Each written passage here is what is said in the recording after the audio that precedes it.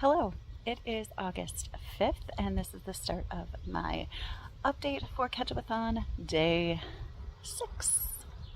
So let's get to it.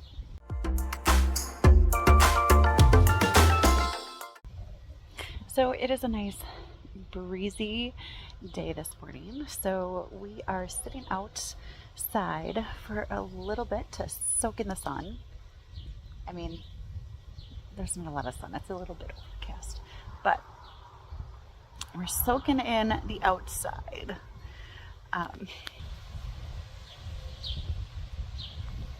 Some of us more than others. So I brought out The Lost Story to get some reading done, and I have my coffee. It is peppermint bark with skinny peppermint syrup and a little bit of vanilla creamer, and it's delicious.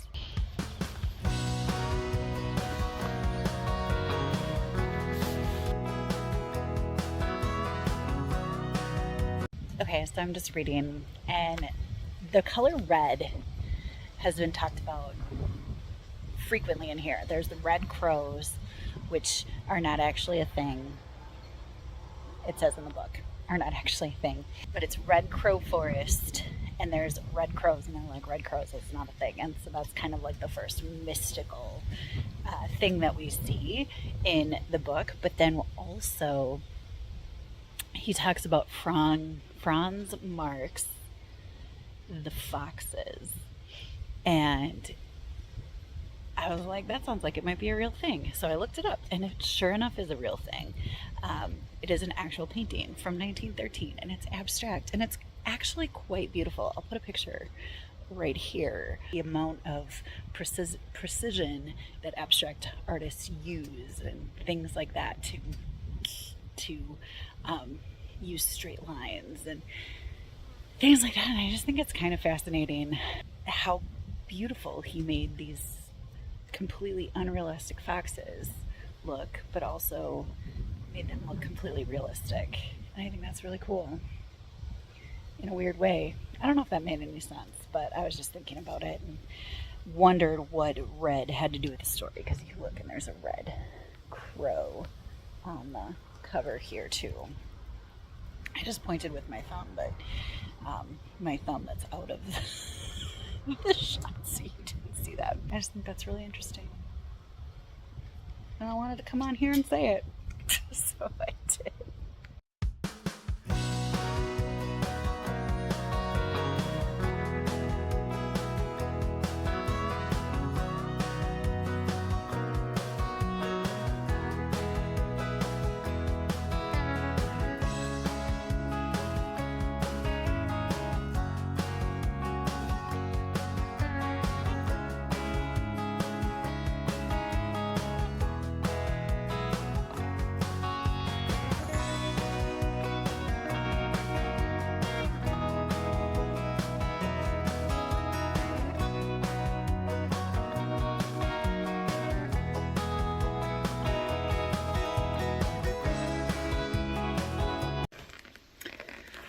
All right, so I am here to wrap up today. I finished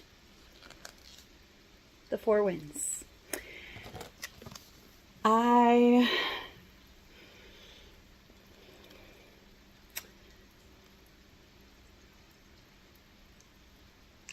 don't know what to say about this. Like, it was heartbreaking and devastating. Ultimately, this is just really sad. It's a sad story. I did like the story. I loved the storytelling. I love that the main character is this kick butt woman that just doesn't know her own strength and works the whole time to find it. I loved that. But something that bothers me about historical fiction is, first of all, I love how much research authors put into historical fiction. You can feel their research in the pages of their book. It is marvelous to feel that connection to that time in history, and I think that's really cool. What I struggle with sometimes, and what I think I struggled with here, is that perhaps Krista and Hannah thought of all of this stuff that happened to people during this time, during the Dust Bowl, during the Great Depression, and she made all of it happen to the characters in the story. And that's just so many punches in the guts. So many. Kristen Hannah packs a punch, and there's a reason she's known for this. And I love how she tells a story, but I hate how she makes me feel like every time I recover from one thing, something else is coming. Another thing that kind of bothered me was the perspective. Most of the story was told through third person limited point of view. And I really like third person limited point of view. I think it's really interesting to kind of be sitting on the shoulders of a character and see what they see and learn as they learn. But this one went back and forth between Loretta, the daughter, and Elsie, the mother. And then randomly, it went to first person. Very purposefully. Like, it's not an error. It was a definite choice. I just don't think I agree with it. Sometimes Elsie was referred to as Elsie, and sometimes Elsie was referred to as Mom. And sometimes that was the only way you knew if it was third person limited Elsie or third person limited Loretta.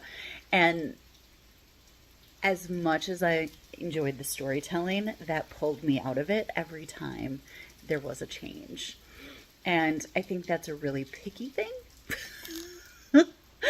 I think that's incredibly picky of me. And I think I need to get over it. I think I'm going to go with a 4 for the 4 wins. I do believe I liked the women better in terms of storytelling. I'm looking forward to more forward now to reading The Winter Garden and The Nightingale and The Great Alone. Those are the 3 that I absolutely for sure want to read of hers. I know that there's more, and I know that there's more I want to read.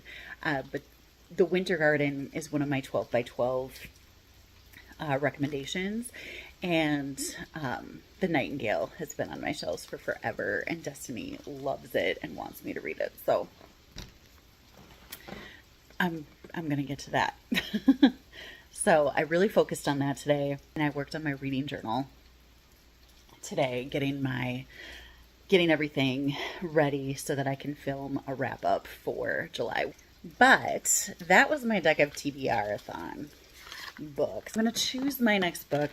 I don't have the prompts in front of me, so we'll see if I can remember what the prompt is. If I can't remember what the prompt is, I will definitely look it up, and I will report back in tomorrow's video what I'm going to do, what book I'm going to read. During Ketchupathon, my goal is to read Book of the Month books with my deck of TBR card draws. So I'll do that. Oh, I get to submit the 4 wins too. Oh, that's really exciting.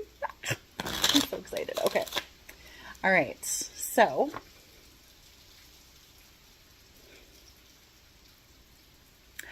I feel like this is series. I think this is a series book. I'm almost positive this is a series book. Can I? Tell me if I can or can't. It's totally fine. I just finished the last book in the Auntie series. Can I count that I finished it I read it in August, most of it in August. Can I do that? Because that's actually, I do have a cozy mystery arc that is coming out soon. I could do that. I could do that because I will be, like, at night. I'm usually reading on my Kindle, so I could do that if that's what this is. I will actually need to check. Until then, let me know how your August is going. I'd love to chat with you down in the comments. Commenting, liking, and subscribing really help my channel grow, and I so appreciate you for doing that. I hope you're finding something wonderful to read. And until next time, happy reading. Bye.